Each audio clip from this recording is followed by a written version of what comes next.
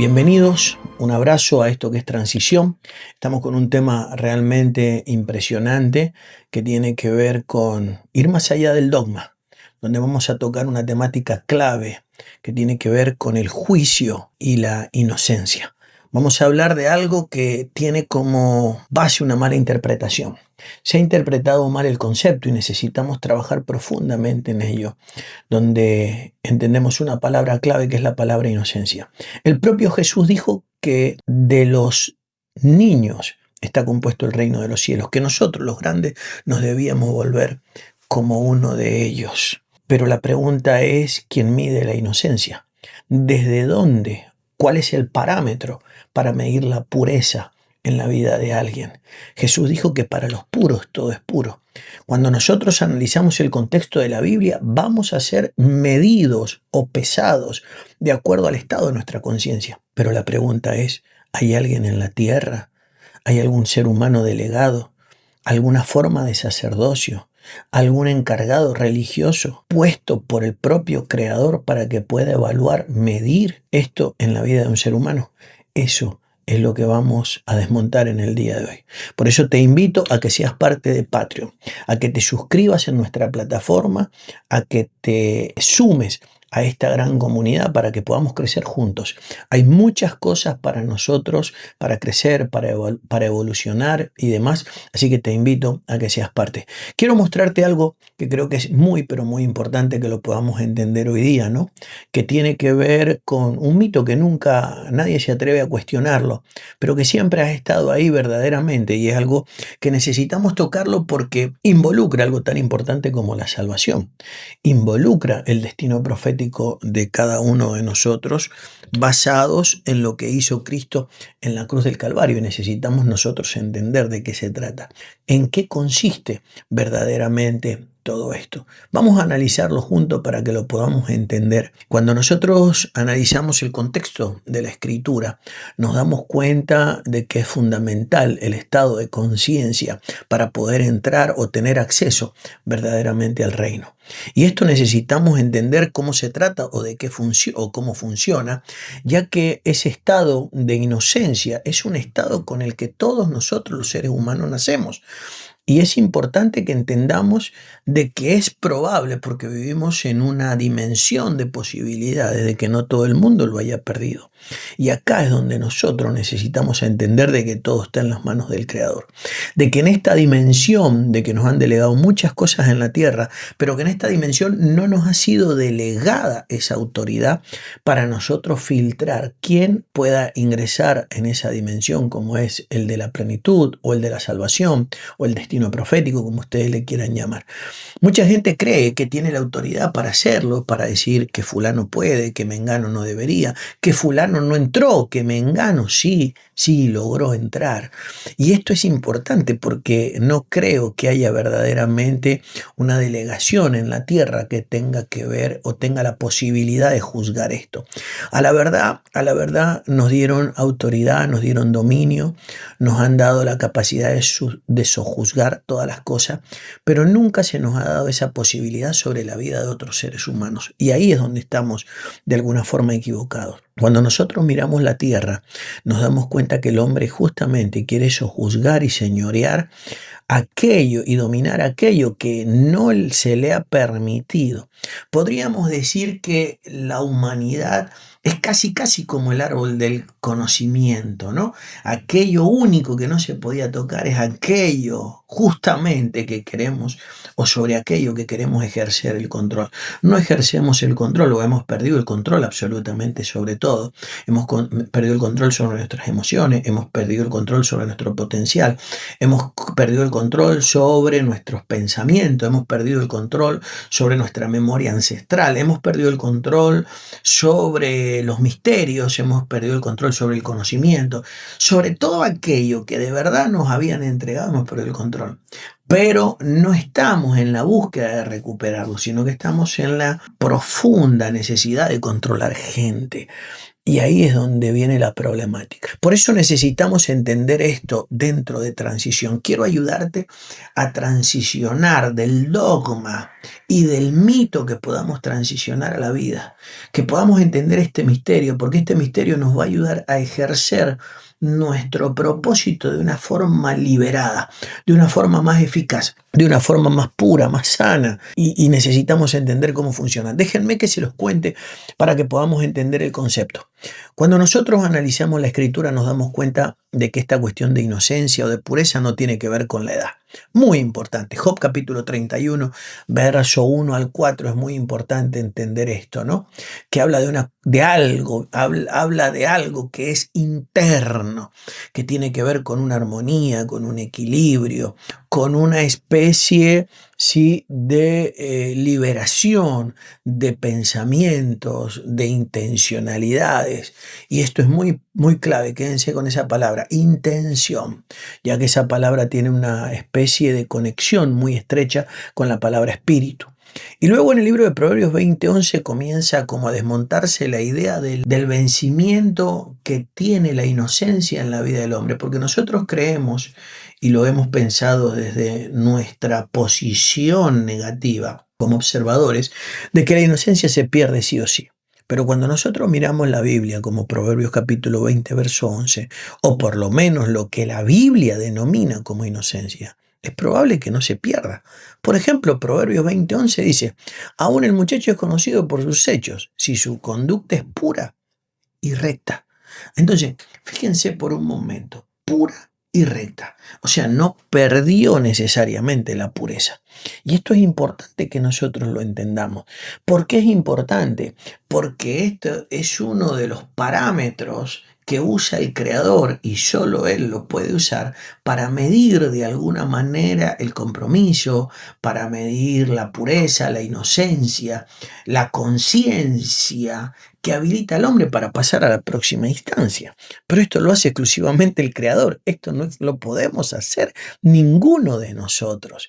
¿Por qué es importante esto? Porque cuando nosotros miramos la religión y miramos la práctica religiosa, ustedes se van a dar cuenta que todo gira en torno, como si del micrófono se tratara el principio, todo gira en torno a qué, a rever si es salvo, a entender si es acepto o no es acepto, cómo Dios lo mira. Estamos hablando del fulano, si es aceptable para Dios, si esto lo contamina a los demás o no lo contamina. Pero cuando vivimos, quitamos eso, es probable que muchos parámetros o patrones religiosos no se sostengan por sí mismos. Entonces, es muy sano y liberador que nosotros podamos descifrar el mito para que entendamos de que Dios no nos ha encargado en ningún caso esto. O sea, Dios no me ha encargado a ir con la regla, sí, o con el metro detrás de nadie para medirlo, o con alguna especie de instrumento para medir la pureza, la inocencia o la profundidad de la conciencia. Esto es algo que lo tiene que hacer exclusivamente el Creador.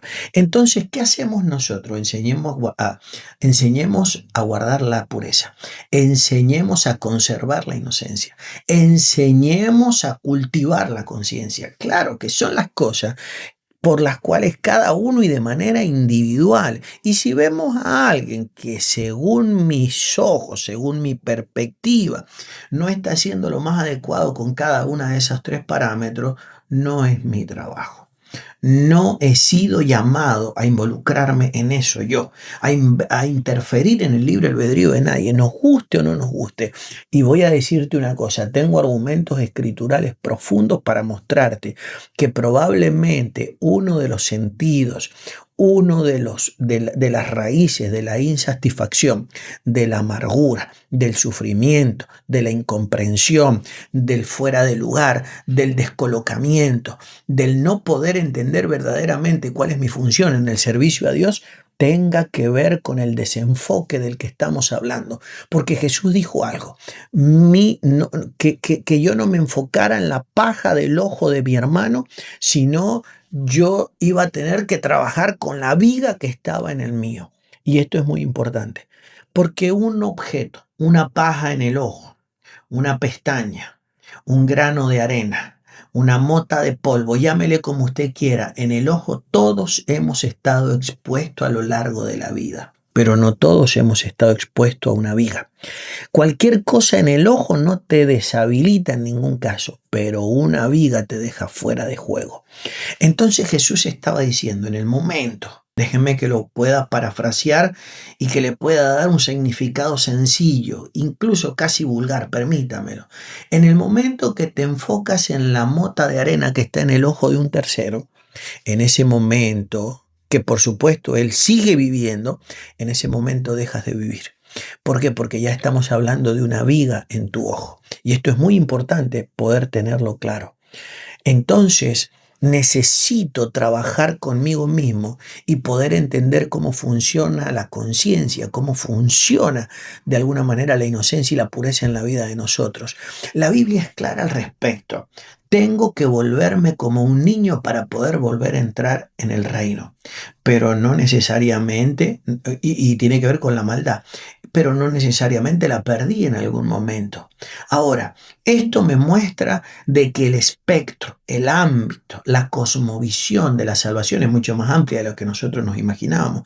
Para que no vayamos por la vida juzgando gente, para que no vayamos por la vida midiendo personas, categorizando gente, que aquel tiene aquella religión, no se va a salvar, aquel tiene esta otra, aquel vive de esta determinada manera. Esto es una cuestión, escuche, esto no es por religión. No tiene nada que ver la religión, esto tiene que ver con tu estado de tu conciencia, de tu pureza y de tu inocencia.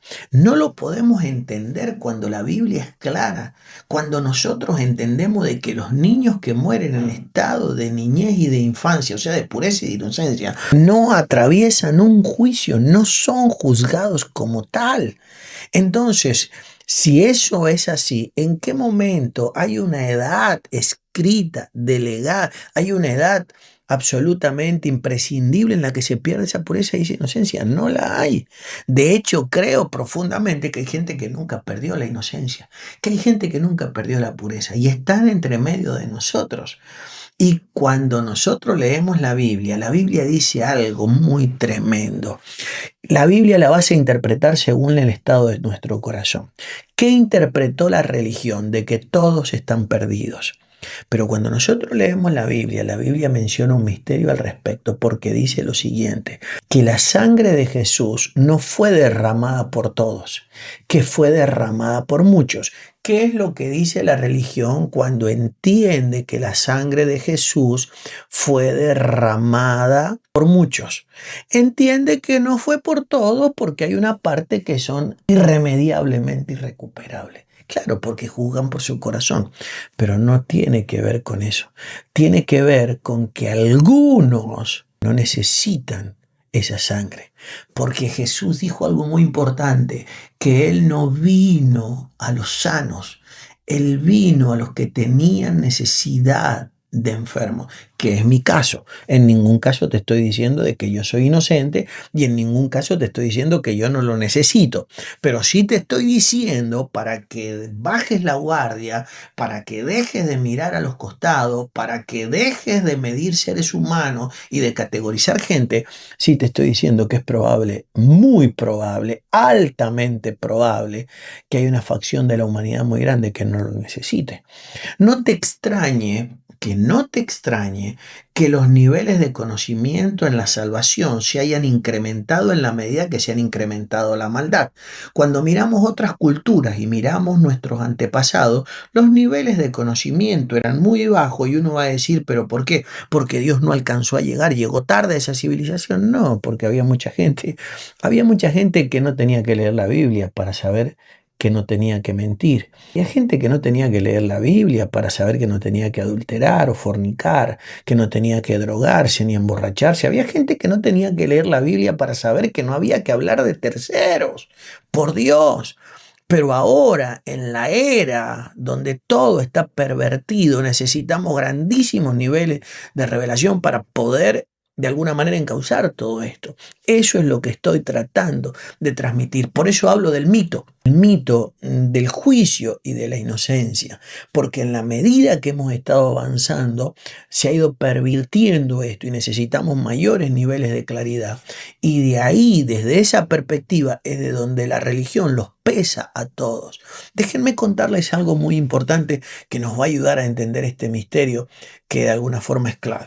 En el libro de Mateo capítulo 6, verso 22, ¿no? Habla de algo muy bonito, muy importante.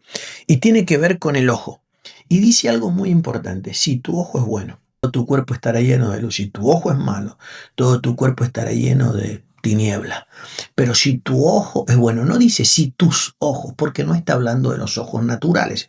Está hablando de alguna otra forma de visión que opera dentro de nuestro ser, que no tiene que ver necesariamente con la forma convencional de la que nosotros siempre hemos estado hablando.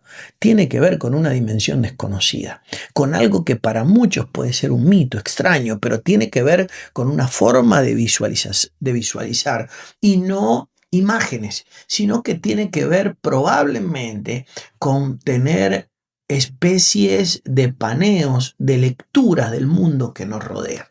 Entonces, si yo vengo a la vida y mi ojo es malo, porque todo lo veo malo, porque aquel es malo, porque los otros son malos, porque yo soy bueno, porque todo está desequilibrado en mi forma de observar, está radicalizada mi manera de observar la vida, entonces todo mi cuerpo va a estar lleno de oscuridad, de tinieblas, como dice la Biblia. O sea que la forma de visualizar el entorno es determinante. O sea que la Biblia constantemente está enfocada a que dejemos nosotros de trabajar o de intentar trabajar con los demás, de exigir a los demás, de transformar a los demás, de cambiar a los demás, de pedirle a los demás y trabajemos con nosotros.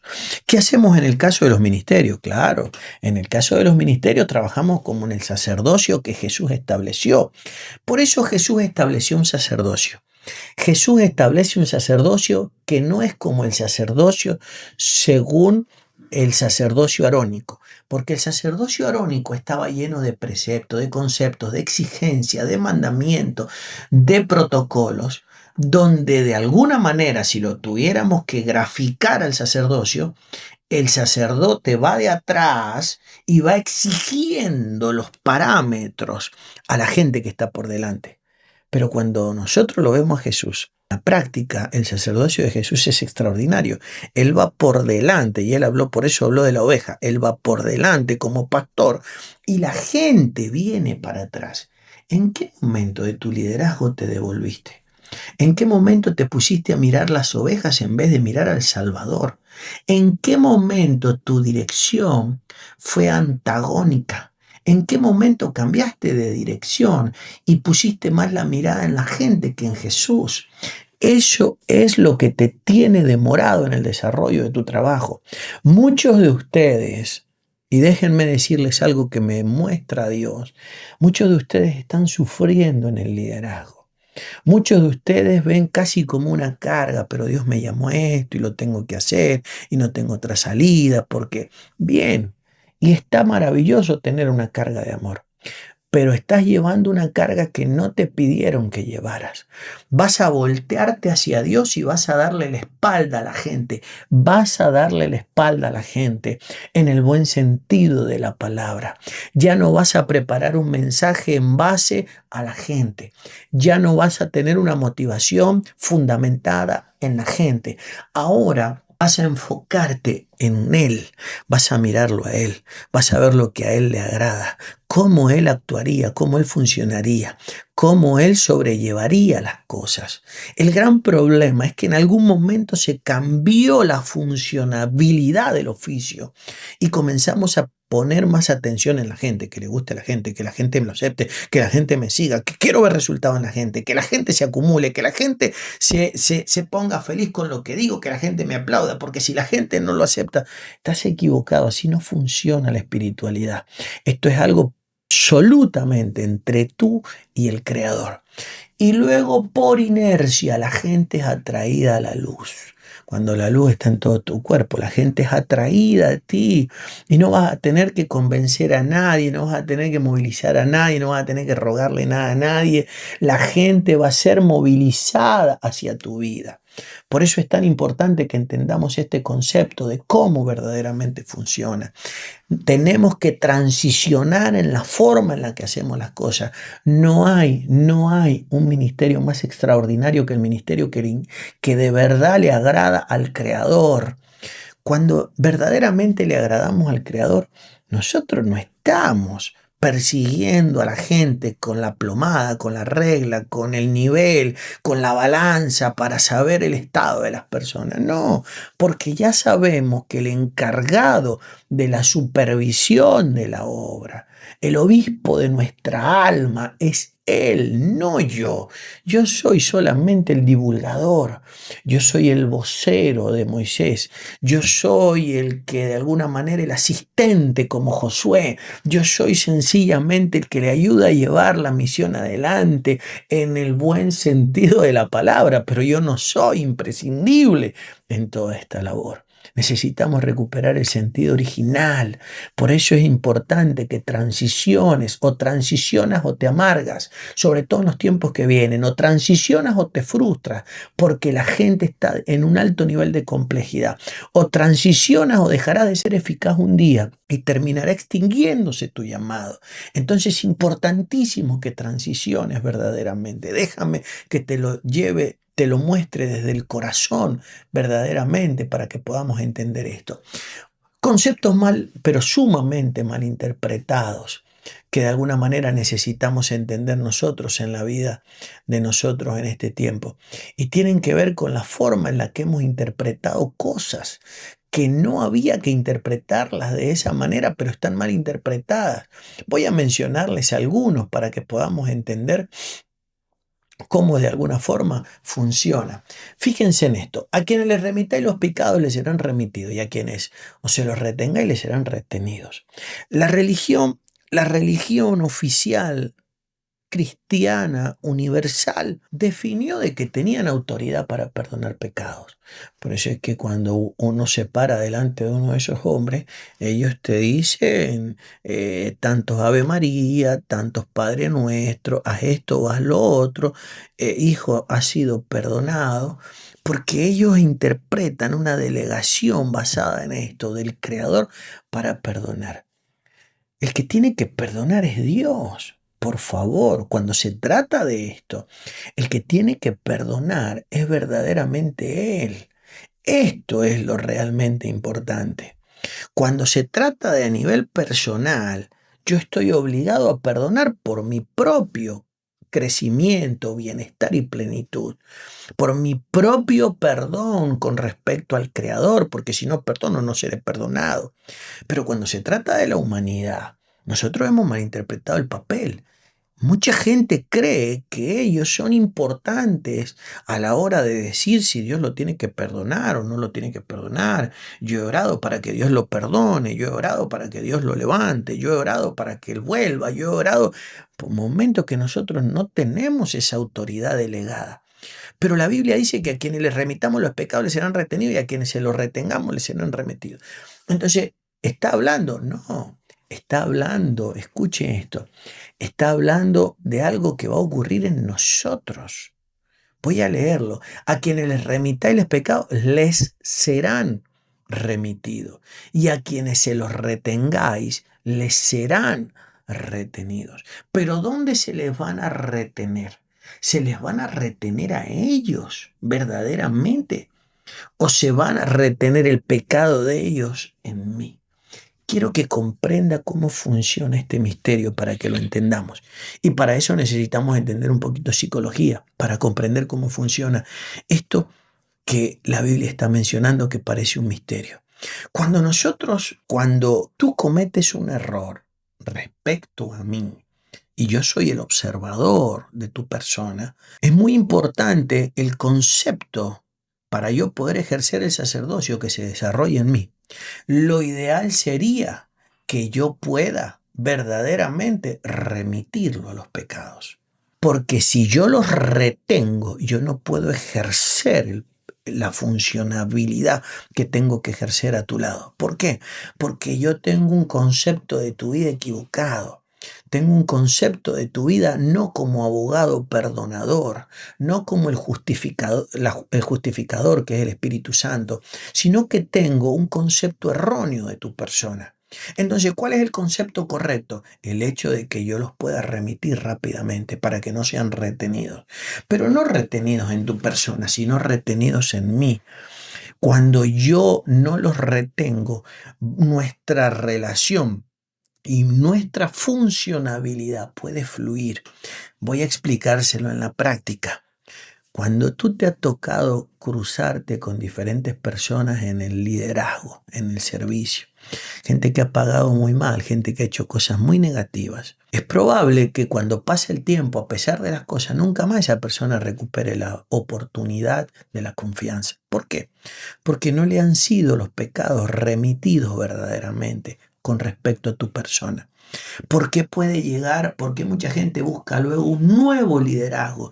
Porque no es a veces porque ellos sean malos, sino porque ellos perciben que el liderazgo que ellos tenían asignado a su vida no pudo remitir los pecados, se los tiene retenidos.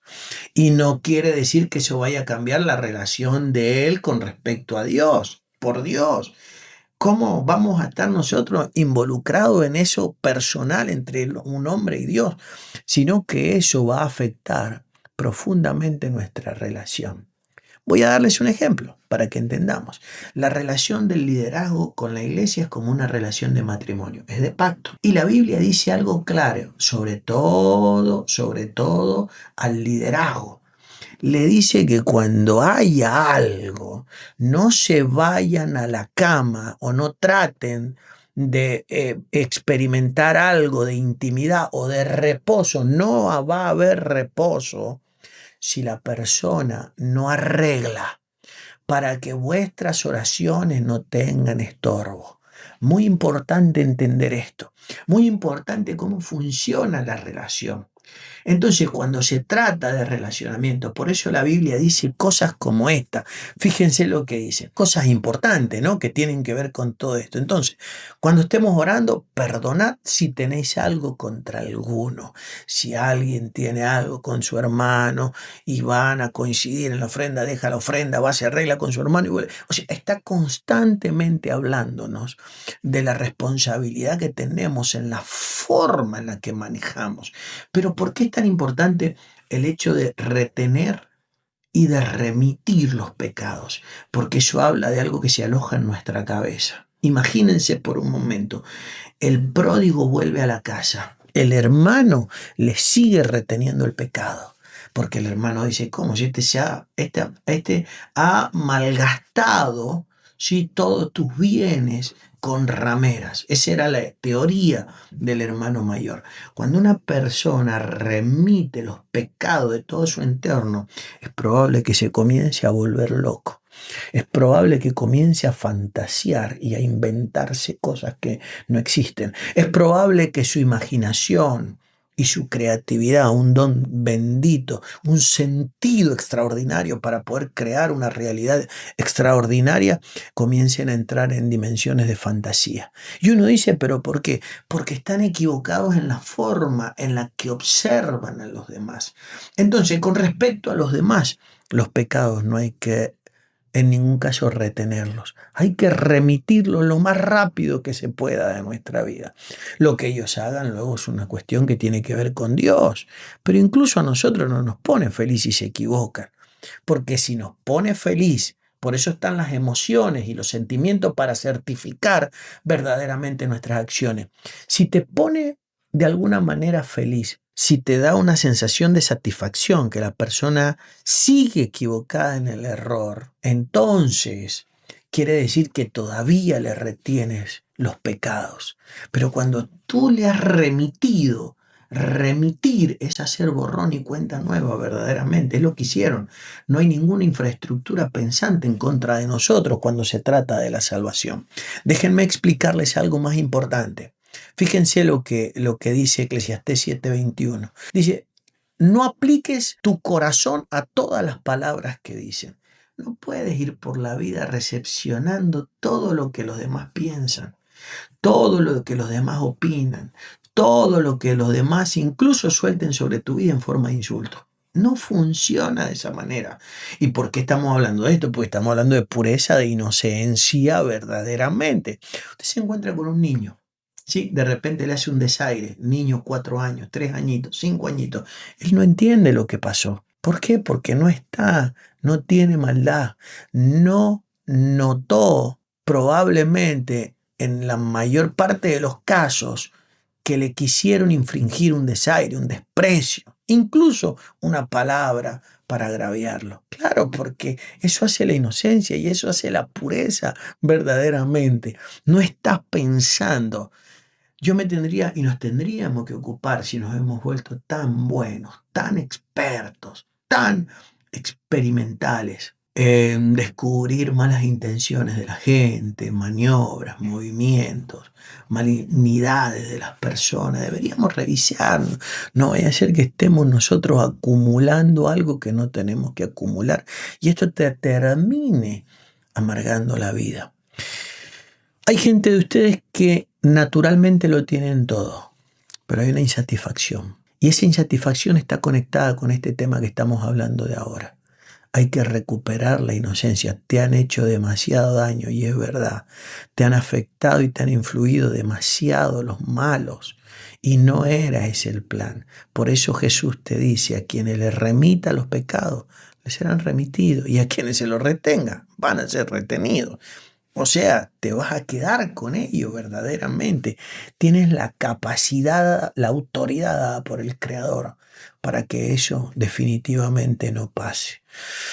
Que mientras más abierto estés a todo esto, a más gente verás sentirse perdonada, liberada. Serás un instrumento extraordinario de parte del Creador en medio de este tiempo. Por eso yo te animo a que no bajes los brazos, a que creas verdaderamente en el tiempo que te está esperando. Fíjense esto, Isaías capítulo 1, verso 18. Si vuestros pecados fueren, dice, como la grana, vendrán a ser como la blanca lana. Pero esto tiene que ver con una cuestión y una operación interna. Una operación interna que para que se pueda producir en mí, tengo que dejar de cuestionar en los demás. Podemos hacer un pacto de servicio, un pacto de humildad, de coherencia, donde podamos decir, yo quiero servirle a Dios, pero no me quiero meter más en la privacidad de nadie con Dios. No quiero influir más en el libre albedrío de nadie con respecto a Dios. No quiero entrar en esa dimensión, ni permitas que nadie te meta.